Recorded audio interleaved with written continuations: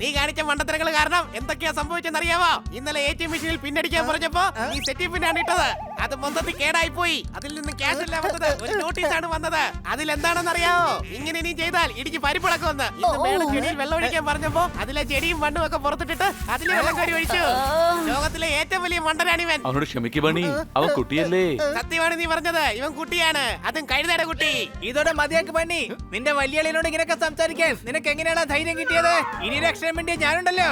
നീ എന്ത് ചെയ്യുന്നു പറയടാ. ഞാനുണ്ടല്ലോ. എന്താടാ? ഞാൻ ഈ വീട് വിട്ട് എന്തെന്നൊക്കെ ഓടിപ്പോയിക്കളയും. എങ്കിൽ ഞാൻ പറയും, നില വിളിച്ചു പറയും, നാട്ടുകാര് കേൾക്കാൻ പറയും. കേട്ടോളൂ കേട്ടോളൂ കേട്ടോളൂ, ഈ ഹണി നമ്പർ 1 കഴുതയാണ്. യഥാർത്ഥ കഴുത പോലും ഇവന്റെ മുന്നിൽ സ്മാർട്ട് ആയിരിക്കും. ഇവനെ പോലുള്ള ഒരു കഴുതയെ ലോകത്തെങ്ങും കാണാൻ കഴിയില്ല. അയ്യോ, ഞാൻ പോവാണ്. വാങ്ങിച്ചോളൂ വാങ്ങിച്ചോളൂ ബാഗ്, വാങ്ങിച്ചോളൂ വാങ്ങിച്ചോളൂ ബാഗ്, നല്ല ബാഗ്. അങ്കിളെ, അങ്കിൾ എന്തിനാ ഇത്രയും ബാഗ് എടുത്തോണ്ട് സ്റ്റേഷനിലോട്ട് പോകുന്നേ? അപ്പൊ നിങ്ങൾ നിങ്ങളുടെ അളിയനായിട്ട് വഴക്കായതാണോ? നിങ്ങൾ എന്നെ പോലെ വീട് വിട്ട് പുറത്തു വന്നതാണോ? എടോ, ഞാനിവിടെ ബാഗ് വെക്കുകയല്ലേ, പിന്നെ എന്തിനാ എന്റെ അടിയനോട് വഴക്കുണ്ടാക്കുന്നേ? ഞങ്ങൾ അളിയന്മാര് നല്ല സന്തോഷത്തിലാ കഴിയുന്നേ. നീ എന്തിനാ ആവശ്യമില്ല പ്രശ്നം ഉണ്ടാക്കുന്നേ? പോടന്നേ. 10 രൂപയ്ക്ക് 2, 10 രൂപയ്ക്ക് 2, 10 രൂപയ്ക്ക് 2 ബാഗ്, 10 രൂപയ്ക്ക് 2. എടോ, ഇങ്ങനെ വിറ്റാലേ വിൽക്കാൻ പറ്റത്തുള്ളൂ. ഇങ്ങനെ വിറ്റാലേ ഞങ്ങൾക്ക് ജീവിക്കാൻ പറ്റത്തുള്ളൂ. തനിക്ക് വേണമെങ്കിൽ എടുത്തോ. എന്നാ പിടിച്ചോ. വാങ്ങിച്ചോളൂ വാങ്ങിച്ചോളൂ ബാഗ് ബാഗ്. എനിക്കിപ്പോ എന്തായാലും വീട്ടിലോട്ട് തിരിച്ചു പോണമെന്ന് തോന്നുന്നുണ്ട്. എടാ മര കഴുതേ, ഇഡിയറ്റ്. സത്യമാണ് നീ പറഞ്ഞത്, ഇവൻ കുട്ടിയാണ്. 1 മിനിറ്റ്. ഈ ഡയലോഗ് തന്നെയാ ബണ്ണി എന്റെ അടുത്ത് പറഞ്ഞത്. അതുകൊണ്ട് ഒരിക്കലും ഞാൻ അവന്റെ അടുത്തോട്ട് പോകത്തേ ഇല്ല. I hate bunny. എടാ, ഇവിടെ തെളിപ്പ് കണ്ട ബണിയാണെന്നേ തോന്നുള്ളൂ, പക്ഷെ ഇത് ഹണിയാണല്ലോ. ഇവ ഒരു വൃത്തിയിട്ടോരാ ആളായ അവന്റെ പണി ഞാൻ തീർക്കും. കളി ഞങ്ങളടുത്ത് വേണ്ട, മനസ്സിലായല്ലോ? നിന്റെ ഡയലോഗ് ഒക്കെ കൊള്ളാം, പക്ഷെ എനിക്ക് ചിരിയാ വരുന്നത്. എന്നെ കളിയാക്കി എന്താ സംഭവിക്കുന്ന എനിക്കറിയില്ല. നിന്റെ ഷേപ്പേ മാറ്റും. നീയും ആ ബണ്ണി ഒന്നിച്ചല്ലടാ ഞങ്ങൾ എല്ലാരെയും ജയിലിലേക്ക് അയച്ചതാ. ജയിലിലേക്ക് അയച്ചതാ. ഇപ്പൊ എന്തായാലും ബണ്ണി നിന്നോടൊപ്പം ഇല്ലല്ലോ. ഇപ്പൊ ഞങ്ങളുടെ അടുത്ത് നിന്ന് നിന്നെ ആരാ രക്ഷിക്കാൻ പോകുന്നേ? ഇന്നത്തോടെ നിന്റെ പണി ഞങ്ങൾ തീർത്തിരിക്കും. നിനക്കൊക്കെ ഞാൻ ഒരുത്തം മാത്രം മതിയടാ. ധൈര്യം ഉണ്ടെങ്കിൽ വാടാ.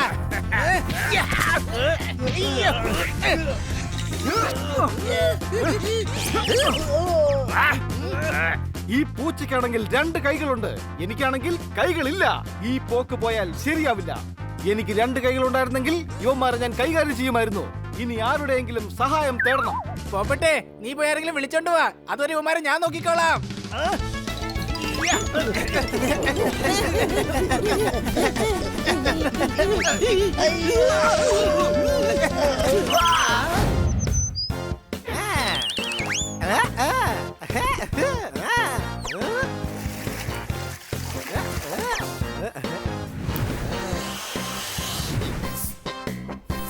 എന്റെ ക്യാപ്പ് റെഡിയായി. എടാ, നിന്നെ കാണാൻ എന്ത് രസമാടാ. നീ എന്റെ കൂട്ടുകാരനായിരുന്നെങ്കിൽ നിന്നെ ഞാൻ പടം കാണാൻ കൊണ്ടുപോകായിരുന്നു. ഒരുമിച്ച് ചായ കുടിക്കായിരുന്നു. ബീച്ചിൽ കൊണ്ടുപോയി അടിച്ചു പൊളിച്ചേനെ. 3 മിനിറ്റ് കൊണ്ട് തീർക്കേണ്ട പണിയായിരുന്നു. ഇവൻ ക്യാപ്പ് വെച്ച് കളിച്ച് 3 മണിക്കൂറാക്കി മാറ്റി. ഒരു കാര്യം ചെയ്യേ, രാവിലെ മുതൽ വൈകുന്നേരം വരെ കിടന്നുറങ്ങ്. എന്നിട്ട് ഈ ക്യാപ്പ് നിന്റെ തലയ്ക്ക് തലയണയായിട്ട് ഉപയോഗിച്ചോ. എനിക്ക് എന്റെ ക്യാപ്പ് എന്ന് വെച്ചാൽ ജീവനാണ് പോപ്പാൻ. ഒരു വശത്ത് 5000 ചോക്ലേറ്റ് വെച്ചിട്ട് മറുവശത്ത് ക്യാപ്പും വെച്ചാൽ ഞാൻ ക്യാപ്പേ ചൂസ് ചെയ്യത്തുള്ളൂ. അതായത് ആനയ്ക്ക് അതിന്റെ കൊമ്പിനെ പോലെ, പുലിക്ക് അതിന്റെ നഖത്തിനെ പോലെ എനിക്ക് എന്റെ ക്യാപ്പ് പ്രധാനമാണ്. Happy holiday, happy holiday.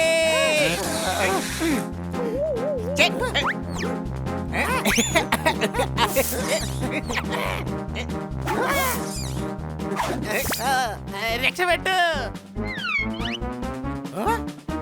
രക്ഷപ്പെട്ടില്ല, നീ കുടുങ്ങി. ഇപ്പൊ കണ്ടോ, ഹാപ്പി ഹോളിഡേ.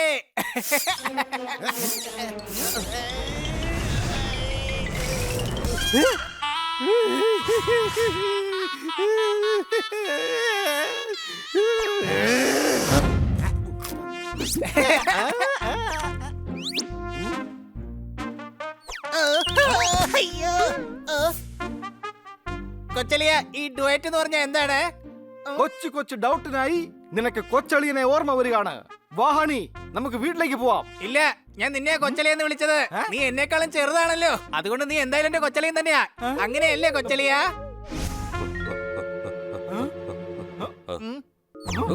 നമ്മുടെ മുകളിൽ ആകാശമാണ്, ആകാശത്തിന് താഴെ ഭൂമിയാണ്. എനിക്കാണെങ്കിൽ ഈ കോമ്പറ്റീഷന് പോകേണ്ടതുണ്ട്. പട്ടണത്തിൽ കോമ്പറ്റീഷൻ നടക്കുകയാണ്. ഇതിൽ ജയിക്കുന്നവർക്ക് ഹിൽ സ്റ്റേഷനിലേക്ക് പോകാനുള്ള സൗജന്യ യാത്രാ ടിക്കറ്റ് കിട്ടും. കൂടാതെ ഒരുപാട് ഗിഫ്റ്റുകളും കിട്ടും. 4ഉം 6ഉം പോലുള്ള പ്രൈസുകളും കിട്ടും. വാവ്, എന്നാ പിന്നെ ഉറപ്പായിട്ട് എനിക്കും ഇതിൽ പങ്കെടുക്കണം. ഇതിൽ ഡാൻസ് ഒക്കെ കളിക്കേണ്ടി വരും. അതുകൊണ്ട് നിന്റെ കൊച്ചളിയൻ ബണിയെ കൂടി കൊണ്ടുവരാൻ നോക്ക്. കാരണം നിങ്ങൾ രണ്ടുപേരും ഒന്നിച്ചു കഴിഞ്ഞാൽ അവിടെ അടിച്ചു പൊളിക്കും. മനസ്സിലായോ? ഞാൻ പറയുന്നത് പോലെ അനുസരിക്കാൻ നോക്ക്. ശരി, എന്നാൽ ഞങ്ങൾക്ക് ഉടൻ തന്നെ പോകേണ്ടതുണ്ട്. നമുക്ക് കോമ്പറ്റീഷൻ വെച്ച് കാണാം. ബായ്. അല്ല, ബൈ. ബണി, ദാ ഹണി നിനക്ക് വേണ്ടി ഒരു എഴുത്തെഴുതിയിരിക്കുകയാണ്.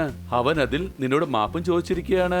സത്യത്തിൽ അവൻ മാപ്പ് ചോദിക്കുന്നുണ്ടായിരുന്നെങ്കിൽ അത് എന്റെ മുന്നിൽ വന്ന് ചോദിക്കണമായിരുന്നു. നീ എന്തിനാണ് അങ്ങനെയൊക്കെ ചിന്തിക്കുന്നത്? അവനെന്തായാലും എഴുതിയിരിക്കുകയല്ലേ, നീ എന്തായാലും ഒന്ന് വായിച്ചു നോക്ക്. വായിക്കേ. I am sorry Bunny from honey.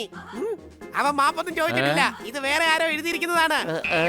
എനിക്കെല്ലാം മനസ്സിലായി. ഇത് നിന്റെ ഹാൻഡ് റൈറ്റിംഗ് അല്ലേ സോർദാർ? ഒരു പക്ഷെ ഹണി ഇത് എഴുതിയിരുന്നെങ്കിൽ ഞാനിത് വായിക്കാൻ 1 മണിക്കൂറെങ്കിലും എടുത്തേനെ. അത്രയ്ക്ക് വൃത്തികെട്ട ഹാൻഡ് റൈറ്റിംഗ് ആണ് അവന്റേത്. എന്റെ പദ്ധതിയെല്ലാം പൊളിഞ്ഞല്ലോ. ഹണിയുടെ ഹാൻഡ് റൈറ്റിംഗിന്റെ കാര്യം ഞാൻ ഓർത്തേ ഇല്ല.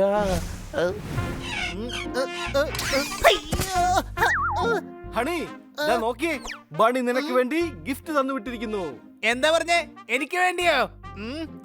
ഒരു മിനിറ്റ്, അവന്റെ ഫെയർവെൽ ഗിഫ്റ്റ് വന്ന് എന്നെ എന്തെന്നൊക്കെ നശിപ്പിക്കാൻ നോക്കുവാണോ? അല്ല ഹണി, അവൻ ഈ സമ്മാനം തന്നു വിട്ടിട്ട് നിന്നെ വീട്ടിലേക്ക് വിളിച്ചിരിക്കുകയാണ്. നിന്നെ അപമാനപ്പെടുത്താൻ വേണ്ടി അല്ല. ഒരു മിനിറ്റ്, ഈ പേപ്പറിൽ എന്താ എഴുതിയിരിക്കുന്നേ? സ്നേഹപൂർവ്വം ബണ്ണി. പക്ഷെ ഇതിലുള്ള സിഗ്നേച്ചർ നിന്റെ ആണല്ലോ പോപ്പട്ടെ. അത് ശരി, അപ്പൊ ഈ ഗിഫ്റ്റ് നീ കൊണ്ടതാണല്ലേ? ഞാൻ പോയി ബണ്ണിയെടുത്ത് കൈ കോർക്കണോ അല്ലേ? ഒരിക്കലും ഇല്ല. ഡിസ്കോ ധമാക്ക. ആ, ഇത് കാണാം. ഇത് കണ്ടിട്ട് മ്യൂസിക്കൽ സിനിമയാന്ന് തോന്നുന്നു.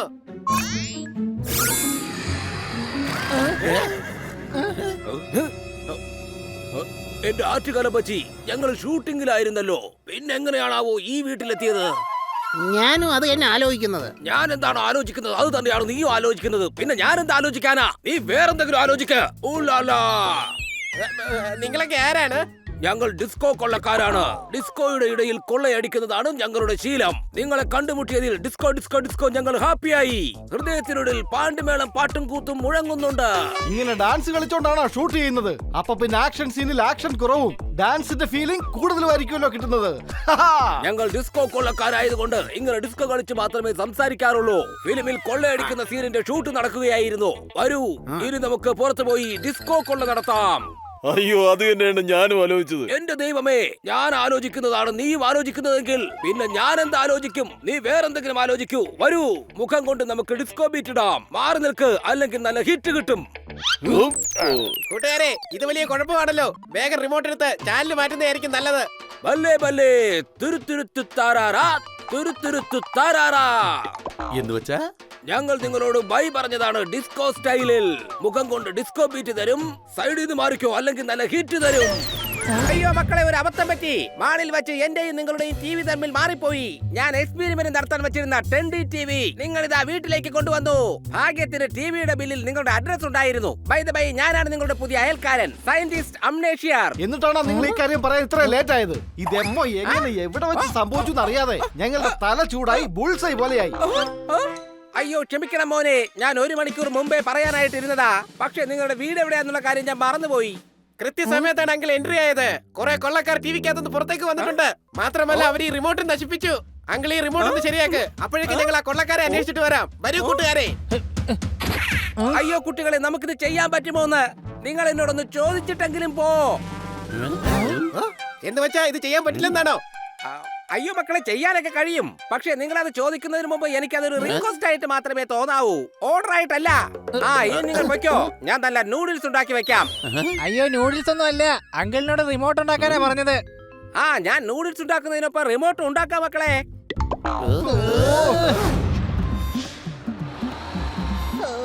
ബസ് എന്തുമാത്രം സ്ലോ ആയിട്ടാ പോകുന്നേ.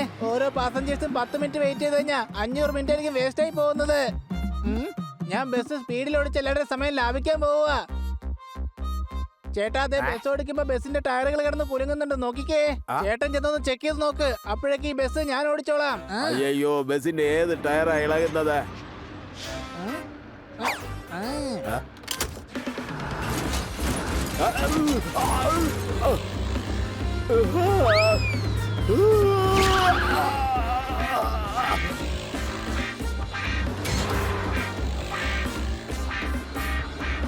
അയ്യോ എന്റെ സ്റ്റോപ്പ് കഴിഞ്ഞു പോയി. ബസ് നിർത്ത്. ബസ് നിർത്തി കഴിഞ്ഞാലേ സമയം വേസ്റ്റ് ആയി പോവും. നമ്മൾ ഒരിക്കലും സമയം വേസ്റ്റ് ആക്കാൻ പാടില്ല.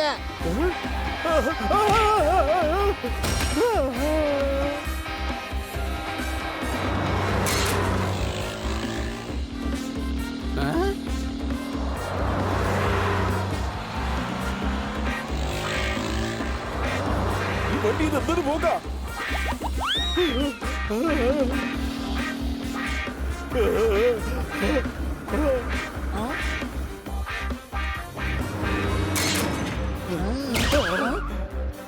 എനിക്ക് ഇന്നിപ്പോ കാണണ്ട എന്റെ നാളത്തെ മൂവി മിസ്സായി പോവാതിരുന്നാ മതി.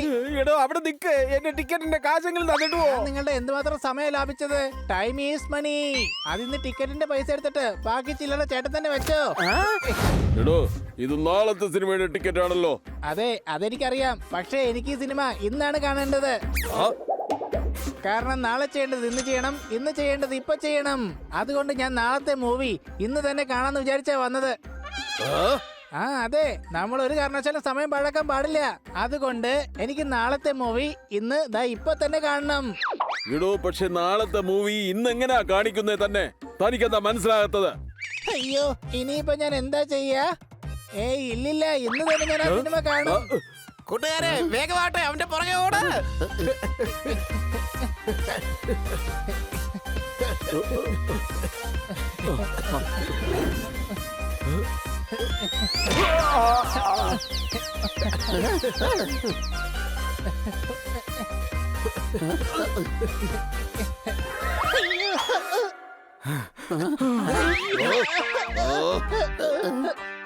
ഇനിയിപ്പോ ഞാൻ എന്തോ ചെയ്യും?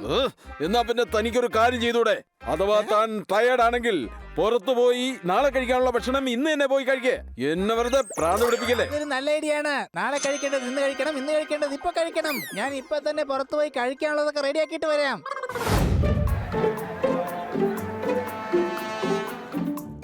മേഡം ഞങ്ങൾക്ക് വേണ്ടി പുതിയ ടിവി മേടിച്ചതിന് താങ്ക് യു. പക്ഷേ ടി വി പുതിയതായിട്ട് എന്താ കാര്യം? നമ്മൾ കാണുന്ന ചാനലൊക്കെ പഴയത് തന്നെയല്ലേ? നല്ല വലിപ്പമുള്ള ടി വി ആണ്. ഇതിൽ ടെന്നീസ് കളി കണ്ടു കഴിഞ്ഞാ ഫുട്ബോൾ കളി കാണുന്ന ലഹരിയാ. ഞാൻ മിക്കവാറും ഇതിന്റെ മുകളിലായിരിക്കും രാത്രി കിടന്നുറങ്ങുന്നത്. എന്താ സംശയമുണ്ടോ?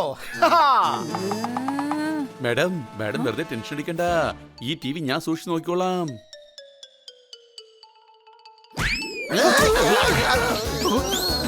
അയ്യോ എന്റെ ബാഗ്. ഞങ്ങളുടെ TV.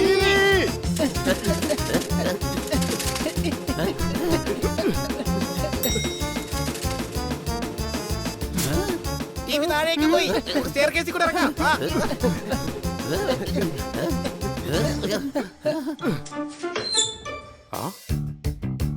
അങ്കിളേ, സൂക്ഷിച്ചു പോ.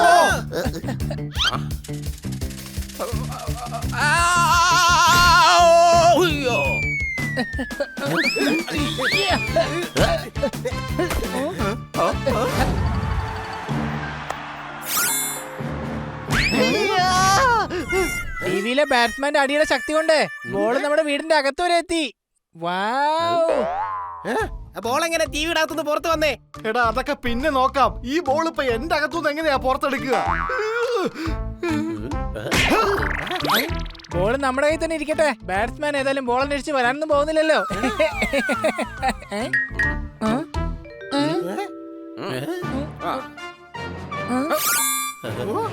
2D 3D 4D എന്നൊക്കെ കേട്ടിട്ടുണ്ട്. പക്ഷെ ഇതാണെങ്കിൽ ഒരു 50D ആണല്ലോ. എല്ലാം ടെക്നോളജിയുടെ അത്ഭുതമാണ് സോർദാറെ. നമുക്ക് ടിവിക്കകത്ത് കയറിയിരുന്ന് വേൾഡ് ടൂർ നടത്താനുള്ള സമയം അധിക ദൂരമൊന്നുമല്ല. ഇനി എന്തായാലും വേറെ ഏതെങ്കിലും ചാനൽ വെച്ച് നോക്കാം.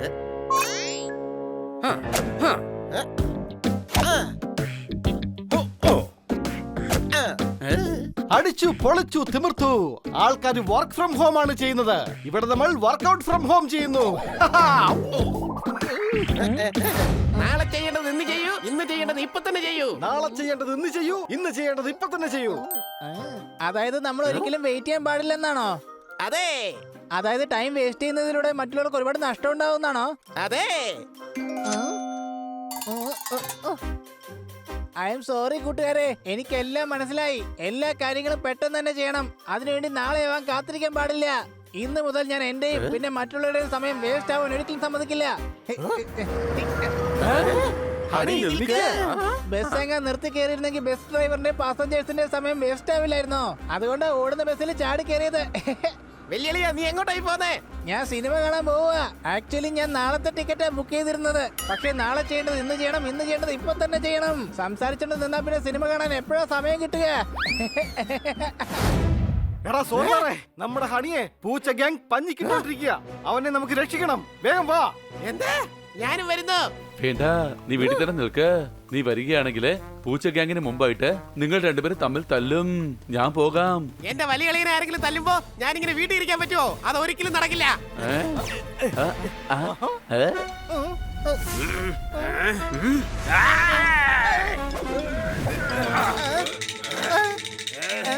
എന്റെ വലിയ കളിയുടെ പുറത്ത് ആരെങ്കിലും കൈവച്ചാൽ അവന്റെ കഥ ഞാൻ ഇന്നത്തോടെ തീർക്കും.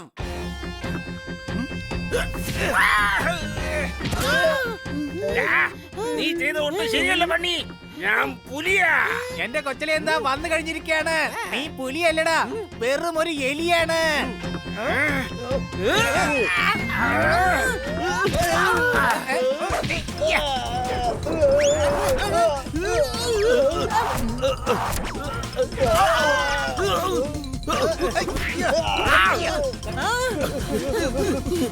ഐ മിസ് യു വെല്ലുവിളിയാ, ഐ മിസ് യു.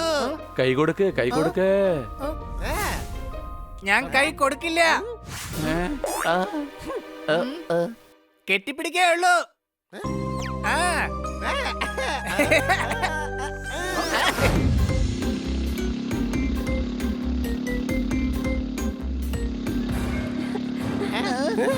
സൂക്ഷിച്ചു പോ, മുമ്പിൽ ഒരു കുട്ടിയുണ്ട്.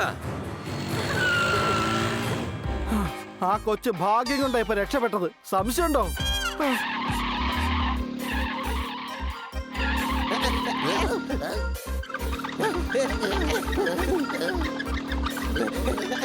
വെല്ലുവിളിയാ, സ്കൂട്ടറിന്റെ ടയർ ഇളകുന്നുണ്ട്. നമുക്ക് ഇത് കൊണ്ട് മെക്കാനിക്കിന്റെ അടുത്തേക്ക് പോവാം. ഇത് നല്ലതല്ലേ? നമുക്ക് ഹിൽ സ്റ്റേഷനിലേക്ക് പോകേണ്ട ഒരാവശ്യം വരില്ല. എനിക്ക് ഇവിടെ ഇരുന്നോണ്ട് തന്നെ മലമുകളിലൂടെ സ്കൂട്ടർ ഓടിക്കുന്ന ഒരു ഫീലിംഗ് വരുന്നുണ്ട്. നമുക്ക് മെക്കാനിക്കിന്റെ അടുത്ത് നാളെ പോവാന്നേ.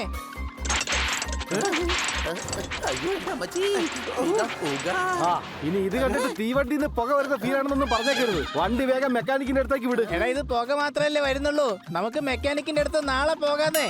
മടിയന്മാരുടെ അവാർഡ് ഷോ നടക്കുന്നുണ്ടെങ്കിൽ നിനക്ക് സെക്കൻഡ് പ്രൈസ് കിട്ടുമെന്നുള്ള കാര്യം ഉറപ്പാ. അതെന്താ ഫസ്റ്റ് കിട്ടാത്തെ? കാരണം അവിടെ നീ നിന്റെ മടി കൊണ്ട് പറയുമല്ലോ ഇപ്പൊ വേണ്ട പിന്നെ മതിയെന്ന്. അപ്പൊ പിന്നെ ഫസ്റ്റ് പ്രൈസ് അവര് വേറെ ആർക്കെങ്കിലും കൊടുത്തോളൂ. അയ്യോ, നീ പറയുന്നത് പോലെ ഇടിക്കാൻ പോവാണെന്നല്ല, മിക്കവാറും ഇടിക്കുമെന്ന് എനിക്ക് തോന്നുന്നത്. കാരണം ബ്രേക്ക് പിടിച്ചിട്ട് കിട്ടുന്നില്ല.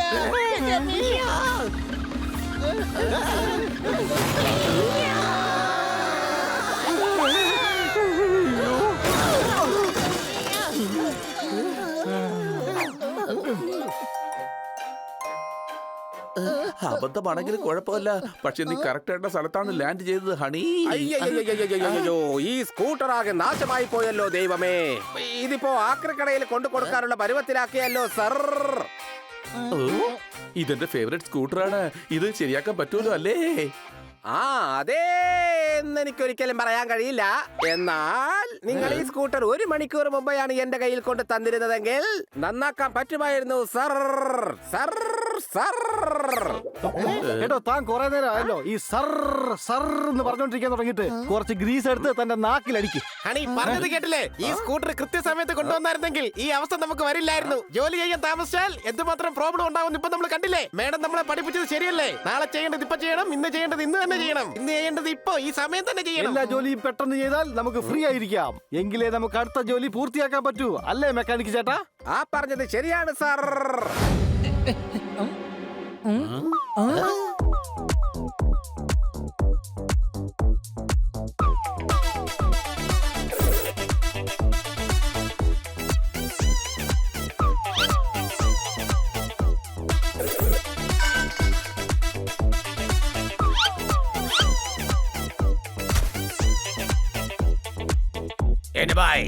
എന്റെ ജിമ്മി വന്ന് മോഷ്ടിക്കുന്നു. മര്യാദക്ക് എല്ലാം അവിടെ വച്ചിട്ട് ഇവിടുന്ന് ഓടിക്കോ, അല്ലെങ്കിൽ ആനയുടെ താഴെക്കിടത്ത് ഞാൻ ആനയെ കൊണ്ട് പുഷ പിടിപ്പിക്കും പറഞ്ഞേക്കാം.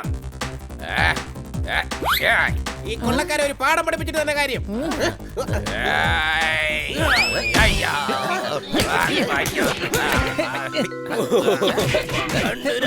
കണ്ണ്. അപ്പോ നിങ്ങൾ കണ്ടില്ലേ, നിങ്ങൾ ഈ ഇടിക്കുന്ന ആളില്ലേ, അത് ഞങ്ങളല്ല പൊട്ടക്കണ്ണ. ഇനി ആ തുണിയൊന്ന് മാറ്റി നോക്കണ്ട.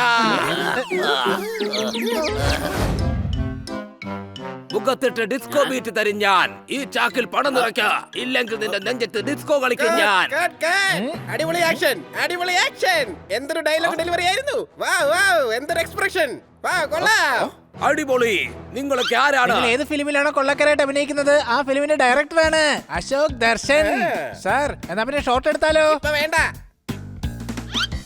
എന്റെ ദൈവമേ, നിങ്ങൾ വന്നതെന്തായാലും നന്നായി. ഒരല്പം കൂടി മേക്കപ്പ് ഇട്ട് തരൂ, ഞങ്ങൾ നന്നായി വിയർക്കുന്നുണ്ട്. സാർ മേക്കപ്പ് ഒന്നും ഇല്ല, ഒരു ഷോട്ട് എടുത്താലോ? ഇപ്പൊ വേണ്ട. നിങ്ങളെ അടുത്ത ഷോട്ടിനെ കുറിച്ച് പറയാൻ എത്ര നേരമായിട്ട് അന്വേഷിക്കുക. ഇത് ക്ലൈമാക്സ് സീനാണ്. നിങ്ങൾ കുതിരപ്പുറത്തിരിക്കണം. എന്നാ പിന്നെ അതിനുശേഷം ഞാൻ ഷോട്ട് എടുത്തോളാം. അല്ല, അതിനുശേഷം ഞാൻ ഈ സ്ലിപ്പിൽ എഴുതിയിരിക്കുന്ന അഡ്രസ്സിൽ കൊണ്ടുവന്ന് കുതിരയെ പാർക്ക് ചെയ്യണം. എന്നാ പിന്നെ ആ സീൻ ഞാൻ ഷൂട്ട് ചെയ്യും.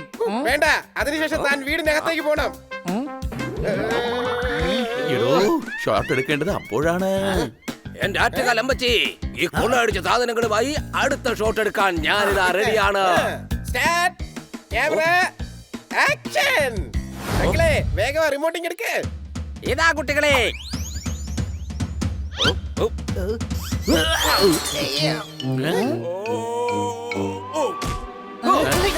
ആറ്റുകാലമ്പച്ചി, ഒരു പൂച്ചയായിട്ട് ഇങ്ങനെ കുതിരപ്പുറത്ത് കയറിയിരുന്ന് ആളുകളെ കളിയാക്കാൻ നിനക്ക് നാണമില്ലേടാ?